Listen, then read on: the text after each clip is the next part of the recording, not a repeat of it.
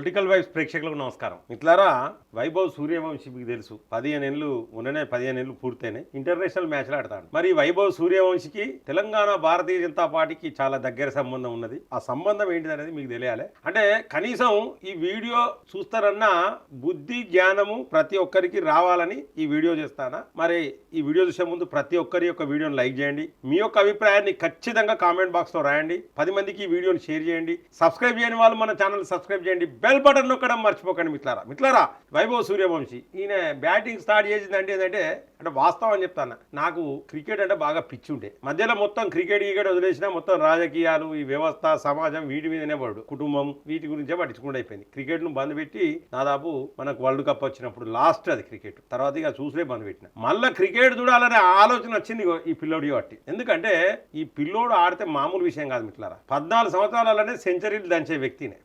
మొన్న ఇంటర్నేషనల్ బౌలర్లను ఉతికారేసిండు. బుమ్రా అంటే మామూలు బౌలింగ్ కాదు. బుమ్రా బౌలింగ్ ను మొత్తం ఇక గాల్లోకి లేపుడే బంతులు. ఎవ్వరు బౌలింగ్ వేసేది ఎవ్వరని చూస్తలేరు. బ్యాట్కే పని చెప్పిండు. అటువంటి సూర్యవంశి మొన్నటిదాకా ఏంటంటే ఐపీఎల్ ఆడిండు. ఐపీఎల్ చిన్నపిల్లలు కూడా ఐపీఎల్ ఆడొచ్చు. 14 సంవత్సరాలు 13 సంవత్సరాలు కూడా ఐపీఎల్ ఆడొచ్చు. కానీ ఇంటర్నేషనల్ మ్యాచ్లు ఆడాలంటే 15 సంవత్సరాలు ఆడాలి. మొన్న 15 సంవత్సరాలు దాటినాయి. ఐపీఎల్ ఈయన బర్త్డే అయింది కాగానే నెక్స్ట్ ఇంటర్నేషనల్ మ్యాచ్లకు సెలెక్ట్ అయ్యిండు. ఇప్పుడు ఐర్లాండ్ తోని క్రికెట్ మ్యాచ్ ఆడతారు. ఐర్లాండ్ లో క్రికెట్ మ్యాచ్ ఆడతారు. T20 మ్యాచ్ ఆడతారు. దాంట్లో మొదటిది నిన్న మొన్న మొదటి మ్యాచ్ అయింది మిత్రులారా. మొదటి మ్యాచ్ లో భారతదేశం ఓడిపోయింది, మన ఇండియా ఓడిపోయింది. కారణాలు చెప్తాం మిత్రులారా.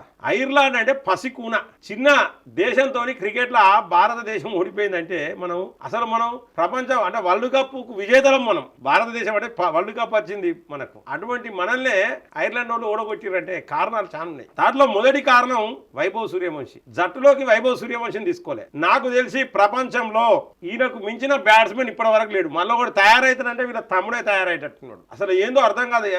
ఈయన దైవ సృష్టి మరి ఏందనేది అర్థం కాలే. ఈయన గురించి ఇంత మంచిగా ఎందుకు చెప్తారంటే ప్రతి ఒక్క తల్లిదండ్రులు వైభవ్ సూర్యవంశిని ఆదర్శంగా తీసుకోవాలని పిల్లలు చెప్తారు. అంటే అందరూ క్రికెట్ ఆడు గారు.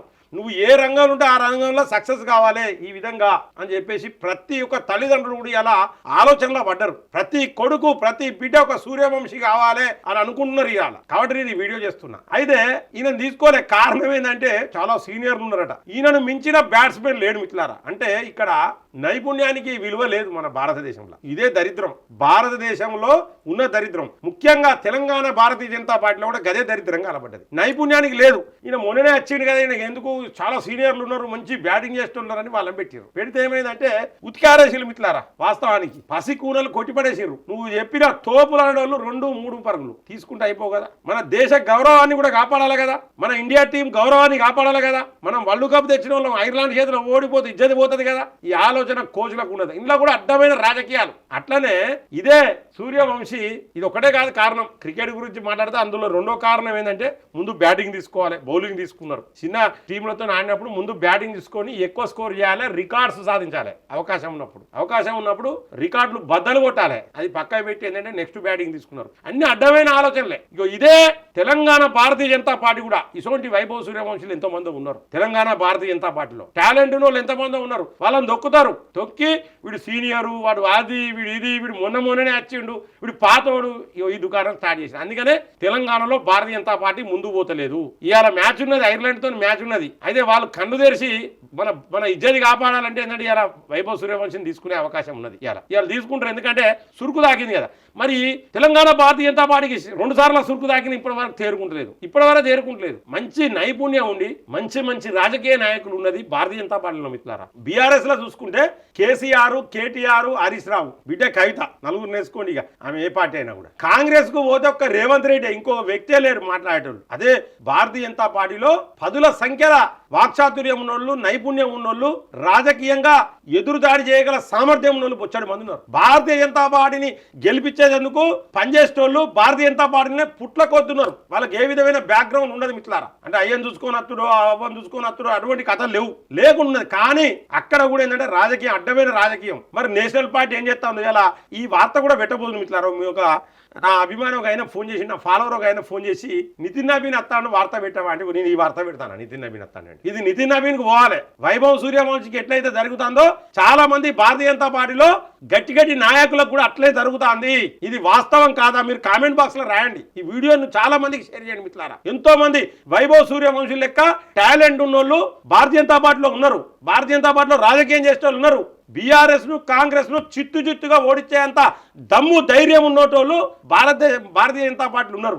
దేశం కోసం ధర్మం కోసం పనిచేసేటోళ్ళు భారతీయ జనతా పార్టీలో ఉన్నారు. కొత్త పాత అని ఇటువంటి తలకాయ నొప్పులు, వీడు జూనియర్ వాడు సీనియర్ అని ఇటువంటి తలకాయ నొప్పులు అడ్డమైన రాజకీయాలు చేసుకుంటా భారతీయ జనతా పార్టీని చాలా మంది తెలంగాణలో భ్రష్టు పట్టిస్తాను.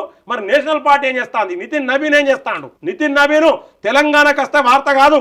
నితిన్ నబీన్ తెలంగాణ భారతీయ జనతా పార్టీని ప్రక్షాళన చేస్తేనే వార్త. అప్పుడే వార్తలు పెడతాం. అది నితిన్ నబీన్ కావచ్చు, ఇంకెవరైనా కావచ్చు. నరేంద్ర మోడీని చూసి నేర్చుకోవాలి మనం, యోగిని చూసి నేర్చుకోవాలి మనం. ఇవాళ అన్నమలైని చూసి కూడా నేర్చుకోవాలి. ఎందుకంటే అన్నమలై వేరే కొత్త పార్టీ పెట్టుకుంటాడు, తప్పదు. యుద్ధం చేయాల్సిందే, చచ్చిపోయేంత వరకు యుద్ధం చేయాల్సిందే. తమిళనాడులో అన్నమలై గెలిచేంత వరకు అక్కడ యుద్ధం చేయాల్సిందే. ఇవాళ నేను చెప్తున్నా, తెలంగాణ భారతీయ జనతా పార్టీకి వైభవ్ సూర్యవంశికి అందుకనే ఇద్దరికి మధ్య చాలా సంబంధం ఉన్నది. టాలెంట్ కు ఇంపార్టెన్స్ ఇవ్వండి. వైభవ్ సూర్యవంశిని ముందుకు తీసుకుపోండి. దేశాన్ని ముందుకు తీసుకుపోతాడు వైభవ్ సూర్యవంశి. భారతీయ జనతా పార్టీలో కూడా టాలెంట్ ఉన్న వాళ్ళని ముందుకు తీసుకుపోవాలి. భారతీయ జనతా పార్టీని మొదటి స్థానంలో నిలబెడతారు వాళ్ళు. తెలంగాణలో దేశంలో ఉండడు కాదు, తెలంగాణలో ఉండడం కూడా ఇంపార్టెంటే. ఇవాళ దేశం ఎంత ముఖ్యమో అంతే ముఖ్యం ప్రాంతీయత కూడా. తెలంగాణ కూడా అంతే ముఖ్యం. అందుకే జై తెలంగాణ అనే పదానికి అంత విలువ ఉన్నది మిత్రులారా. ఇవాళ జై తెలంగాణ అంటే ఓట్లు పడతాయి, జై తెలంగాణ అంటే సెంటిమెంట్ అని. ఎందుకంటే ప్రాంతీయత్వానికి అంత ఉంటది. పక్కా నేను చెప్తున్నా మిత్రులారా. ఎందుకుండదు? తెలంగాణ అంటే ఎవడి తెలంగాణ వారికి ఇష్టం ఉంటుంది. అందుకనే జై తెలంగాణ అంటే పౌరుషం లేస్తుంది, జై భారత్ అంటే పౌరుషం లేస్తుంది, ఇట్లా లేస్తుంది. సో కాబట్టి మిత్రులారా నేను చెప్తున్నా, వైభవ్ సూర్యవంశికి తెలంగాణ భారతీయ జనతా పార్టీకి చాలా దగ్గర సంబంధాలు ఉన్నాయి. కాబట్టి సో నేను చెప్పిన ఈ యొక్క విశ్లేషణ మీకు నచ్చినట్లయితే ఈ యొక్క వీడియోని లైక్ చేయండి. మీ యొక్క అభిప్రాయాన్ని ఖచ్చితంగా నేను చెప్పింది కరెక్టా కాదనేది కామెంట్ బాక్స్ లో రాయండి. 10 మందికి ఈ వీడియో ఖచ్చితంగా షేర్ చేయండి. సబ్స్క్రైబ్ చేయని వాళ్ళు మన ఛానల్ సబ్స్క్రైబ్ చేయండి. బెల్ బటన్ నొక్కడం మర్చిపోకండి మిత్రులారా. జై హింద్, జై భారత్.